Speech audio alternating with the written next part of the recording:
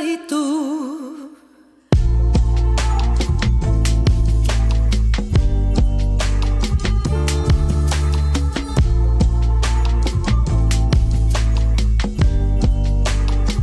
Me and my bitch got a complicated relationship. She's so controlling, I notice it ain't no playing with her. I met her when I was off the porch as a teenager. She said one day I would write my wrongs in seed paper. We started off young, looking for some identity. Made 1,000 mistakes, but never did we like chemistry. Wrapping my hand around your waist, that was back when you did whatever I say. Dreams of selling narcotics, running block or robbing banks. I was. What up, Buzz fam? We back another Beers Bars video. I'm Casey. It's the court. Yo, this is a love song right now. Yeah, and it sound like, yo, wow. What was this girl's name? I didn't think it was Gloria. Like obviously like her name is Gloria, but like his girl's name is Whitney. But you know what? Like there's something that I was, that I just kind of like thought about, like when they were asking about, him and Whitney's history, and he said something that was like dope as hell. He was like, "It's so cool getting money with the person you were broke with." Yeah. Man, I thought that was like fire, man. You can kind of grow together. I thought that was like so freaking fire, cool. Man. But Buzz fam, if y'all just joining us, we're finishing the album right now. It's the last track on the album. Yep. We have the full condensed version over on the Patreon. So if you want to watch it one-stop shop, it's over there. Yep. Otherwise, we've been putting out 2 songs a day over here on YouTube. So go check those out as well. Yep. And let's do it. Let's do. For some identity, made 1,000 mistakes, but never did we like chemistry. Wrapping my hand around your waist, that was back when you did whatever I say. Dreams of selling narcotics, running block or robbing banks. I was in love with you, didn't know what it was with you. Kiss you in back of the class just to get a buzz with you. Some niggas wanted you, but they weren't committed. Preoccupied playing John Madden and bullshitting. Remember when Granny died, you looked at me and said, "Baby, dry your eyes. Depend on me as your relief. Let your anger be mine." We would. Man, the way he is like saying, I feel like this is real. Yeah, man. Because, yo, dude, like he made like a couple songs about her, man. Like there was. Oh, there's more like about her. There was an untitled song like on the Untitled Unmastered, and like it was featuring CeeLo, and it was produced by A Tribe Called Quest too as well. And it was like a pretty dope love song, just like I'm talking about, like their differences and like how they all tie together and stuff like that. Like it was like a really dope song, like really jazzy and everything. But yeah, so this is like his high school girlfriend. I mean, well, like Whitney is his high school sweetheart. You know that? Oh, so is this about Whitney? It seems like it is, man. Like he's trying to disguise it, but like they've been together since like high school. Okay, well then it's got to be about Whitney. Yeah, it has to be. And then like his grandma died. Because I was thinking, I'm like when he was like young in high school. I'm like, because I was thinking both grandmas died. I was like, if he's thinking about his ex, I'm like, I wonder how Whitney feels about him thinking about this girl. Yeah, man. Hey, they've been together. I'm like, they have forever. like pictures, like they have like young pictures of them. Okay, like in their teens. Makes sense. Preoccupied playing John Madden and bullshitting. Remember when Granny died, you looked at me and said, "Baby, dry your eyes. Depend on me as your relief. Let your anger be mine." We was locked in ever since then. So territorial, he even took me away from my friends. Scared of forever, you know nothing else is gonna pass. I scared to let you know.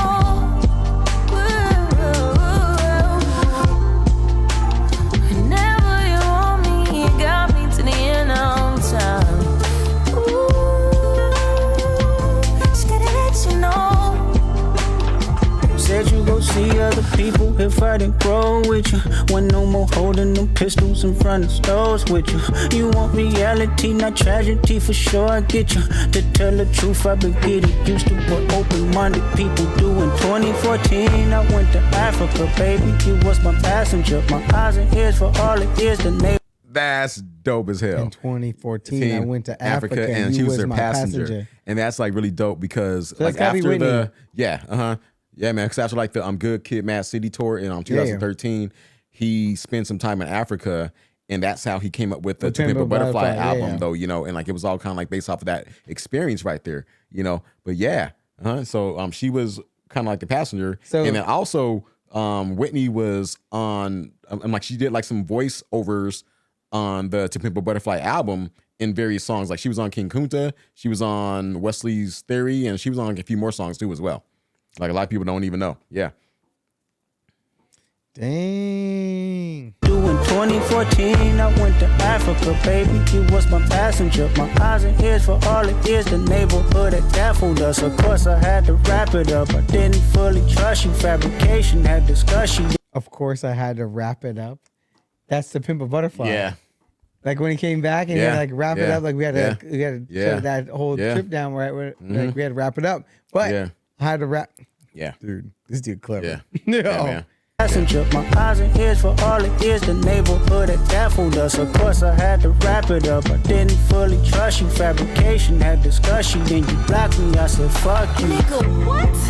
I gave you life. I breathed the motherfucking charisma in this bitch. But then I think the wrap it up is also talking about like wrapping something else up. Yeah, true. And it could be, yeah. In 2014, I went to Africa, baby. You was my passenger, my eyes and ears for all it is. The neighborhood that baffled us. Of course, I had to wrap it up. I didn't fully trust you. Fabrication had discussion. Then you blocked me. I said, fuck. Yeah, so he didn't trust her. That's why he's saying he had to wrap it up. Yeah, but then also too, okay, I'm kind of like remembering on the Mr. Morale on what was that song?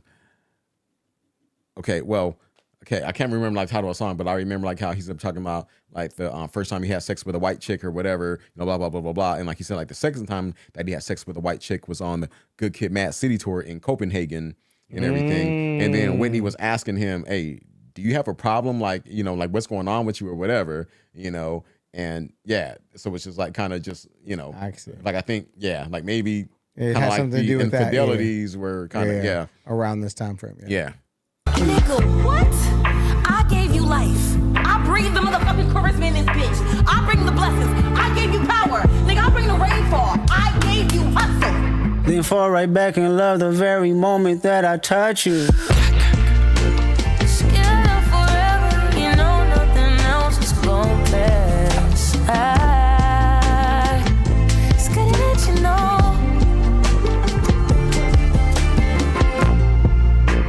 Whenever you want me, you got me to the end of time. Ooh, it's good that you know.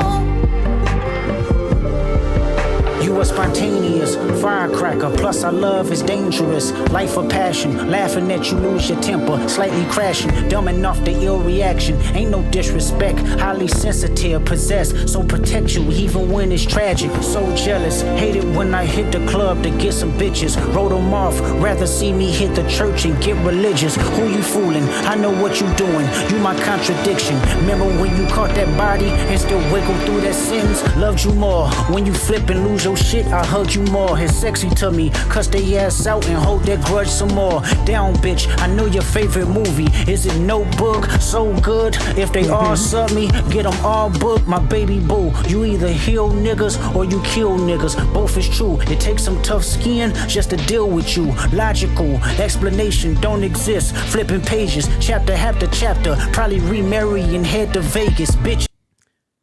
It's tough skin just to deal with you. Yeah, so it's just kind of just like, yo, he got like a real one, That's what I mean. So like, it's kind of, I think he's saying like, he's not only like talking to Whitney, right? Like he's talking about like how it's like it's not easy like being like married to you or in love with you or anything like that, right? He's like, but that is what a relationship is. That's like what that's how it's real, right? Like that's how like you're in it kind of thing, right?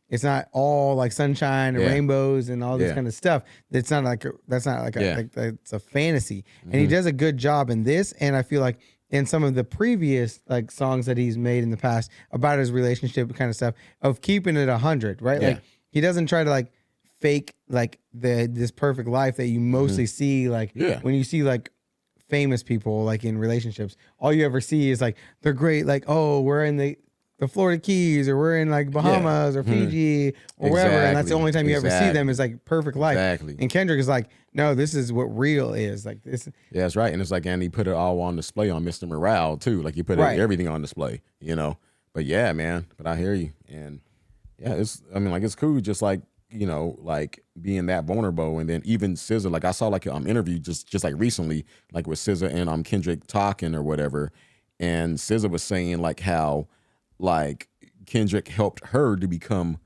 more vulnerable and just to like let go, because, you know, just like I'm keeping stuff trapped, you know. The thing is, there are a lot of artists in the last like 5-10 years, I feel like, have become like afraid to get canceled. Yeah. And so they just don't do they don't say anything about what they feel or how they are like, or like anything like real, right? Yeah. And Kendrick, I think in his own way, the way he went about not like being PC was just, I'm gonna go hide.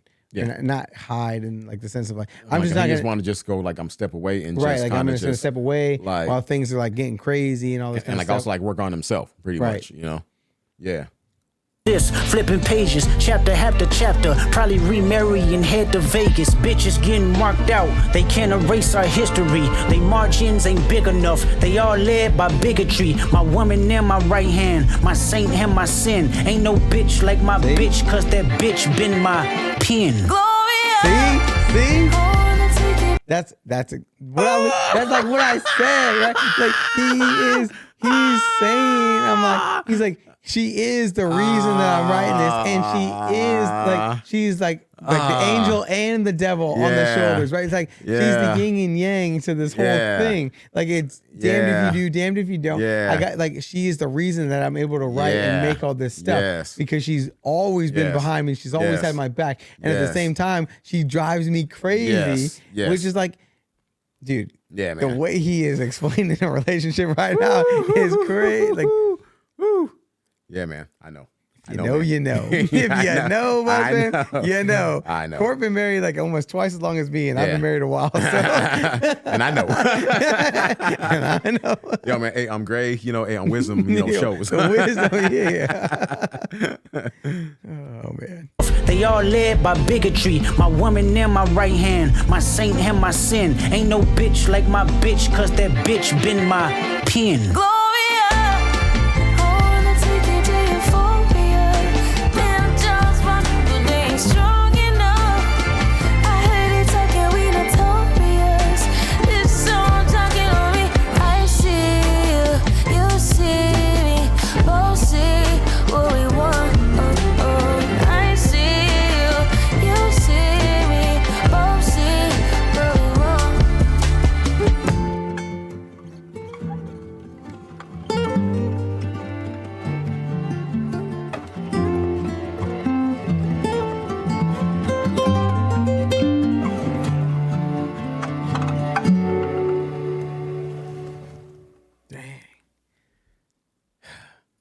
That's it. What do you mean that's it? That's it, but like, I mean, I've been riding this like I'm saying, emotional it's just roller like, coaster this that's whole it. time. You know, but now, you know, hey, I can listen to it back. And no, Oh, I'm definitely listening to it again. All right, Court, you've listened to them all multiple times. And I know you only listened to this just now once. And it wasn't even like a non-stop listen, but how is this ranking for you? Man, I've been like this like with all K-Dot albums, man. I'm like, for me, it just has to take some time. It's up there. It's totally up there. But like for me, like, to be honest with y'all, it has to take some time. Like, I love this album. Like, it was so dope. It was like a great tribute to the West Coast without a doubt. But, you know, I have to, you know, I got to spend some time with it, man. Just like how every other K-Dot album is, man. I got to like let it decompress. You know, I got to. So this album for me has, it has the kind of the same way I think about the best artist, like your top 5 and the top 5. Yeah. So like there's the top 5 that you like, right? And then there is the objective top 5. Like, who are the best artists of all time and who are your favorite artists of all time, right? Like, those aren't, they are not mutually exclusive. They don't have to be the same thing, right? And so for me, this album from Kendrick is my favorite. Not even close, in my opinion. I like every single song on this album. I think it plays super well, and I think it's it hits for me the way I like to listen to music, right? It's got all the fucking jams and like gets you moving. It's got like it ebbs and flows. But with that said, objectively, I do not think it is better than To Pimp a Butterfly, because the story isn't the whole complete like picture, the whole package that like I like to see when I think of like a perfect album. You know what I mean? And so for that reason, I think objectively To Pimp a Butterfly is better than this album, like just start to finish. But at the same time, I like this album way better. Yes, and that's right. I will replay this album way more. So I would say, yeah. So I would say, like, theme-wise, of course, so To Pimp a Butterfly, and I think Mr. Morale, Good Kid, Mad City, yeah. Like the themes, Damn and all that stuff, yeah. Yeah, man. But it's just like, as far as like, I mean, like if you want that immediate, you're trying to get like the party going, like you're trying to do whatever, yeah. G and X, yeah. G and X is killing this. Just like without a doubt, like without an even second thought. I'm gonna be playing this a lot. With like a second thought, yeah, man, I will be playing this like without a doubt though, But like before I start ranking any K-Dot albums though, it's just like, especially like when it's new, I have to like spend like a lot of time with it. Well, and then like from there, I'll rack and stack though, 100%. Yeah.